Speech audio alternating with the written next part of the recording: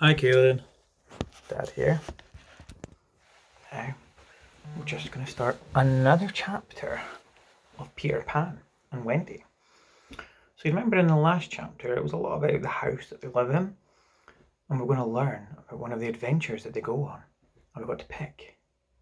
And the one that was picked was the Mermaids Lagoon. So, we're going to find out what happened at the Mermaids Lagoon. Hopefully, it's good.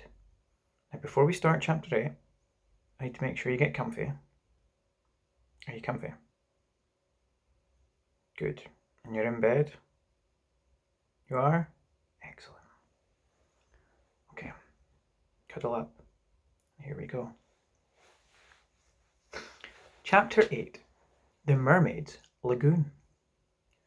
If you shut your eyes under a lucky one, you may see at times a shapeless pool of lovely pale colours suspended in the darkness.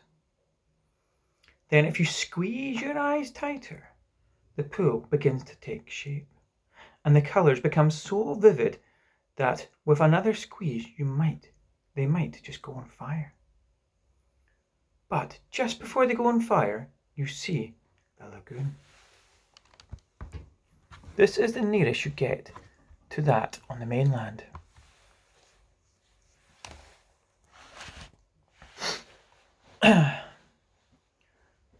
This is the nearest you get to that on the mainland. Just one heavenly moment. If there could be two moments, you might see the surf and hear the mermaids singing. The children often spent long summer days on this lagoon, swimming or floating most of the time, playing the mermaid game in the water, and so forth. You must not think from this that the mermaids were on friendly terms with them. On the contrary, it was among Wendy's lasting regrets that all the time she was on the island she never had a civil word from one of them. When she stole softly at the edge of the lagoon, she might see them by their score, especially on Marooner's Rock, where they loved to bask, combing out their hair in a lazy way that quite irritated her. Or she might even swim on tiptoe, as it were, to within a yard of them, but then they saw her and dived, probably splashing her with their tails, not by accident, but intentionally. They treated all the boys in the same way, except, of course, for Peter, who chatted with them on Marooner's Rock by the hour, and sat on their tails when they got cheeky. He gave Wendy one of their combs. The most haunting time at which to see them is at the turn of the moon, when they utter strange wailing cries. But the lagoon is dangerous for mortals then, and until the evening of which they have now to tell, Wendy had never seen the lagoon by moonlight, less from fear, for of course Peter would have accompanied her. Then, because she had strict rules about everyone being in bed by 7, she was often at the lagoon. However, on sunny days and after rain, when the mermaids come up in extraordinary numbers to play with their bubbles, the bubbles of many colours made in rainbow water, they treat as balls, hitting them gaily from one another with their tails, and trying to keep them in their rainbow tail till they burst. The goals are at each end of the rainbow, and the keepers are only allowed to use their hands.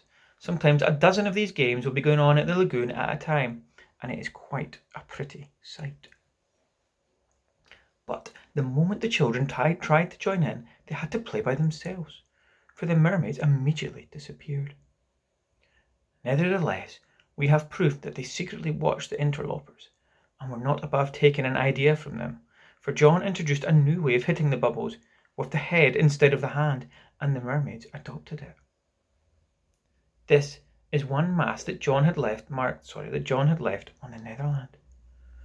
It must also have been rather pretty to see the children resting on a rock for half an hour after the midday meal. Wendy insisted on their doing this, and it had to be a real rest even though the meal was make-believe. So they lay there in the sun, and their bodies glistening in it, while she sat beside them and looked important. It was one such day, and they were all on Marooner's Rock. The rock was not much larger than this great bed, but of course they all knew how not to take up much room, and they were dozing, or at least lying with their eyes shut, and pinching occasionally when they thought Wendy peeking occasionally when they thought Wendy wasn't looking. She was very busy stitching. While she stitched, a change came to the lagoon. Little shivers ran over it, and the sun went away, and shadows stole across the water, turning it cold. Wendy could no longer see to thread her needle, and when she looked up, the lagoon that had always hitherto been such a laughing place seemed formidable and unfriendly. It was not, she knew, that night had come, but something as dark as night had come. No, worse than that, it had not come, but it had been sent, that shiver through the sea, to see what was coming. What was it? There, crowded upon all the stories she had been told of Marooner's Rock, so called because evil captains put sailors on it and leave them there to drown.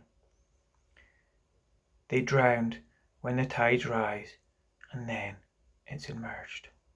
For then it was submerged. Of course, she should have roused the children at once, not merely because of the unknown that was stalking towards them, but because it was no longer good for them to sleep on a rock grown chilly.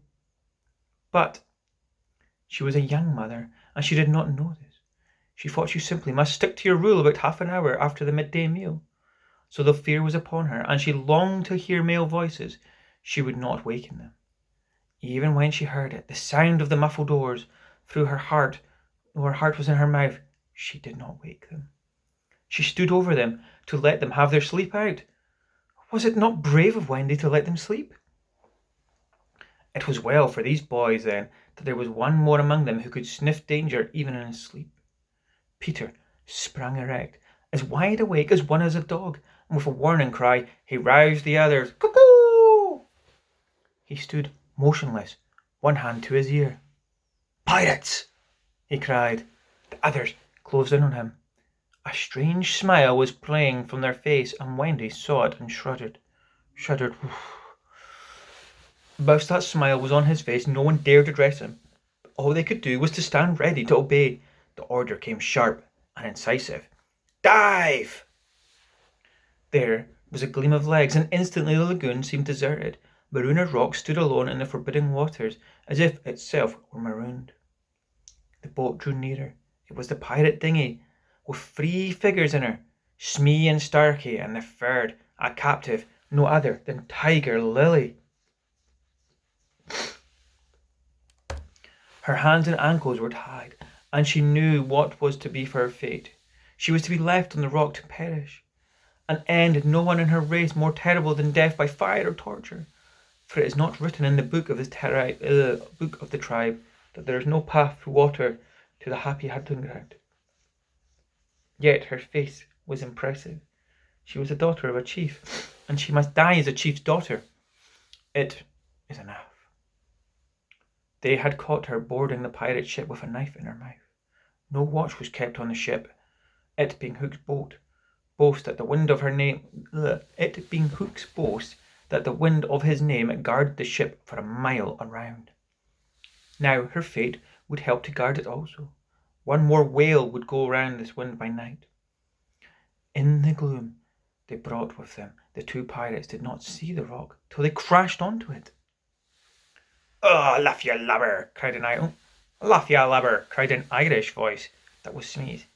"Here's the rock. Now then, when we have to do the hoist Redskin up, when we have to do what we have to do is hoist the Redskin onto it and leave her here to drown." It was the work of one brutal moment to land the beautiful girl on the rock. She was too proud to offer a vain resistance. Quite near the rock, but out of sight, 2 heads were bobbing up and down. Peter and Wendy's. Wendy was crying, for it was the first tragedy she had seen. Peter had seen many tragedies, but he had forgotten them all. He was less sorry for Wendy than for Tiger Lily. It was 2 against 1, and that angered him, and he meant to save her. An easy way would have been to wait until the pirates had gone, but he was never one to choose the easy way. There was almost nothing he could do. He could not do. And now he imitated the voice of Hook. "Ahoy there, you lubbers!" he called. It was a marvellous imitation. "The captain!" said the pirates, staring at each other in surprise. "He must be swimming to us." Starkey said, when they had to look for him in vain. "We're putting the redskin on the rock," Smee called out. "Set her free," came the astonishing answer. "Free? Yes, cut her bonds and let her be." "But, Captain—" "At once, d'ye hear me?" cried Peter, "or I'll plunge me hook into ye." "This is queer," Smee gasped. "Better do what the captain orders," said Starkey nervously. "Aye, aye," Smee said, and he cut Tiger Lily's cords, and at once, like a nail, she slid between Starkey's legs and into the water. Of course, Wendy was elated over Peter's cleverness, but she knew that he would be elated into the very little crown, and thus betray himself. He would be elated also, and very likely crow, and thus betray himself. So at once her hand went out to cover his mouth, but it was stayed even in that act, for "Boat ahoy!" rang out over the lagoon in Hook's voice, and this time it was not Peter who had spoken. Peter may have been about to crow, but his face puckered and white in a whistle of surprise instead. "Boat ahoy!" again came the voice. Now Wendy understood. The real Hook was also in the water. He was swimming to the boat, and as his men showed a light to guide him, he had soon reached them. In the light of the lantern, Wendy saw his Hook grip the boat's side. She saw his evil, swathery face as he rose dripping from the water and quaking. She would have liked to swim away, but Peter would not budge.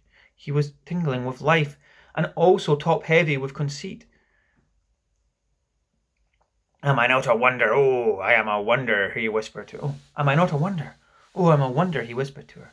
And though she also thought so, she was really glad for the sake of his reputation that no one heard except herself. He signed to her for her to listen. The two pirates were very curious to know what had brought their captain to them, but he sat with his head on his hook in a position of profound melancholy. "Captain, is all well?" they asked timidly, but he answered with a hollow moan. "He sighs," said Smee. "He sighs again," said Starsky. "And yet a third time." "He sighs," said Smee. Then at last he spoke passionately. "The game's up," he cried. "These boys have found another mother." Affrighted though she was, Wendy swallowed with pride. "An evil day," cried Starsky. "What's a mother?" asked the ignorant Smee. Wendy was so shocked that she exclaimed, "He doesn't know!" And always after this she felt that if you could have a pet pirate, Smee would be her one. Peter pulled her beneath the water, for Hook was starting up, crying, "What was that?" "I heard nothing," said Starsky, raising a lantern over the water, and as the pirates looked, they saw a strange sight. It was the nest I have told you of, floating on the lagoon, and the Never Bird was sitting on it. "See," said Hook, to answer Smee's question, "that is a mother." What a lesson! The nest must have fallen into the water, but would the mother desert her eggs?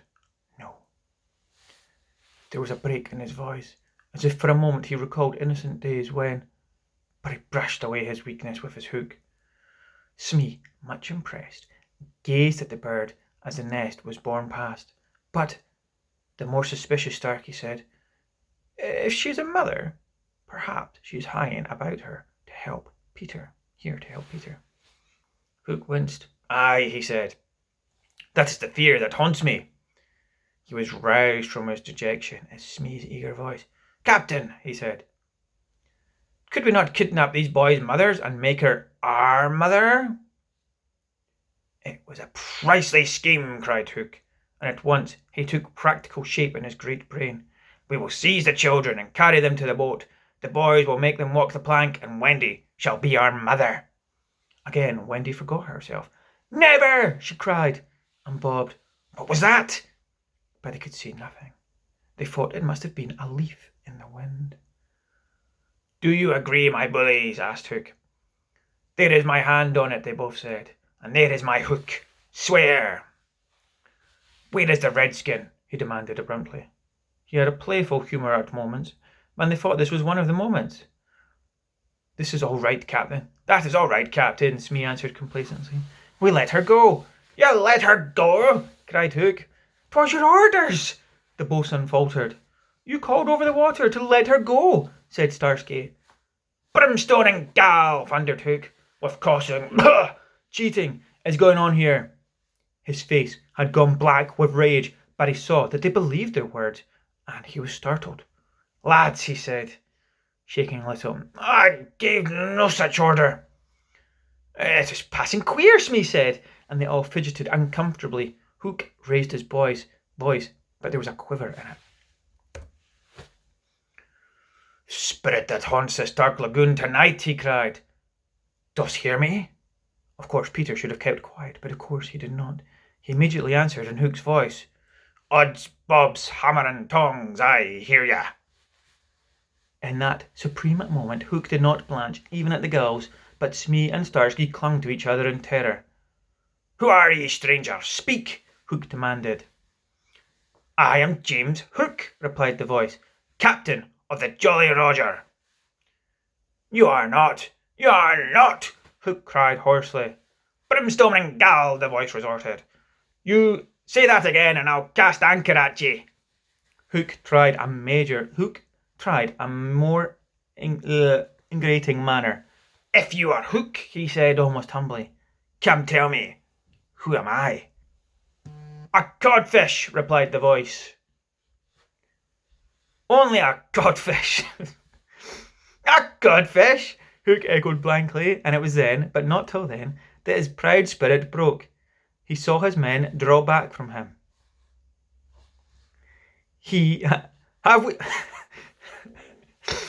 Have we been captained all the time by a codfish?" they muttered. "It is lowering to our pride." They were his dogs, snapping at him, but tragic figure though he had become, he scarcely heeded them. Again, such a fearful evidence it was not their belief in him that he needed. It was his own. He felt his ego slipping from him. "Don't desert me, bully," he whispered hoarsely to it. And in his dark nature, there was a touch of feminine, as in all great pirates, and it sometimes gave him intuition. Suddenly he tried the guessing game. "Hook," he called. "Hook," he called. "Have ye another voice?" Now Peter did not resist the game, and he answered blithely in his own voice, "I have." "And another name?" "Aye, aye." "Vegetable?" Hook had it. "No." "Mineral?" "No." "Animal?" "Yes." "Man?" "No." This answer rang out scornfully. "Boy?" "Yes." "Ordinary boy?" "No." "Wonderful boy?" To Wendy's pain, the answer that rang out this time was yes. "Are you in England?" "No." "Are you here?" "Yes." Hook was completely puzzled. "You ask him some questions," he said to the others. "You ask him some questions," he said to the others, wiping his damp brow. Smee reflected. "I can't think of anything," he said regretfully. Can't guess, crowed Peter. "Do you give it up?" Of course, in his pride, he was carrying the game too far, and the miscreants' villains saw their chance. "Yes, yes," they answered eagerly. "Well then," he cried, "I am Peter Pan." "It's Pan!" In a moment, Hook was himself again, and Smee and Starsky were his faithful henchmen. Because he's not a codpiece. "Now we have him," Hook shouted. "Into the water! Smee, Starsky, mind the boat! Take him dead or alive!" He leapt as he spoke, and simultaneously came the gay voice of Peter. Are you ready, boys?" "Aye, aye," from various parts of the lagoon. "Then lam into the pirates!" The fight was short and sharp. First to draw blood was John, who gallantly climbed onto the boat and held Starsky. There was a fierce struggle, in which the cutlass was torn from the pirate's grasp. He wriggled overboard, and John leapt after him. The dinghy drifted away. Here and there a head bobbed up in the water, and there was a flash of steel, followed by a cry and a whoop. In the confusion, Some struck at their own side. The corkscrew of Smee got Toodles in the fourth rib, but he was himself picked to turn by Curly. Further from the rock, Starsky was pressing slightly, and the twins hard. Then where all the time was Peter? He was seeking bigger games. The others were all brave boys, and they must not be blamed for backing from the pirate captain. His iron claw made a circle of dead water around him, from which they fled like frightened fishes. But there was one who did not fear him, and there was one who was prepared to enter that circle. Strangely, it was not the water that they met. Hook rose to the rock to breathe, and at the same moment Peter scaled it on the opposite side. The rock was slippery as a ball, and they had to crawl rather than climb. Neither knew that the other was coming. Each, feeling for a grip, met the other's arm. In surprise, they raised their heads. Their faces were almost touching as they met. Some of the greatest heroes have confessed that just before they fell to begin combat, they had a sinking feeling in the stomach. Had it been so with Peter at that moment, I would not admit it. After all, he was the only man that the sea cook had feared. But Peter had no sinking. He had one feeling only, gladness, and he gnashed his pretty teeth with joy. Quick as though he snatched a knife from Hook's belt, and was about to drive it home when he saw that he was higher up than Hook and thus his foe, higher up the rock than his foe. It would not have been fighting fair. He gave the pirate a hand to help him up. It was then that Hook bit him. Not the pain of this, but its unfairness what dazed Peter. It made him quite helpless. He could only stare, horrified. Every child is affected thus the first time he is treated unfairly.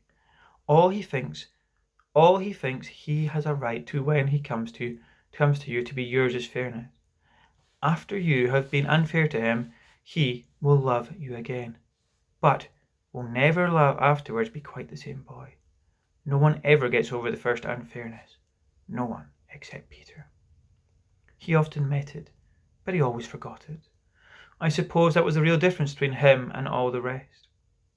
So when he met it now, it was like the first time, and he could just stare helplessly. Twice the iron hand clawed him. A few moments after the other boys, he saw Hook in the water, striking wildly for the ship. No elation on the pestilent face now, only white fear, for the crocodile was in dogged pursuit of him. An ordinary occasion the boys would have swum alongside cheering, but now they were uneasy, for they had lost both Peter and Wendy, and were scouring the lagoon for them, calling them by name. They found the dinghy and went home in it, shouting, "Peter! Wendy!" as they went, but no answer came, save mocking laughter from the mermaids. They must be swimming back or flying, the boys concluded. They were not very anxious because they had such faith in Peter.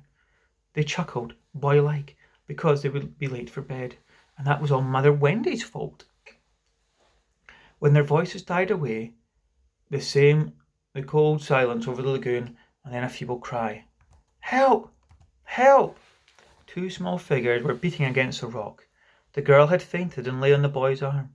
With a last effort, Peter pulled her up to the rock and then lay down beside her. Even as he also fainted, he saw that the water was rising. He knew that they would soon be drowned, but he could do no more.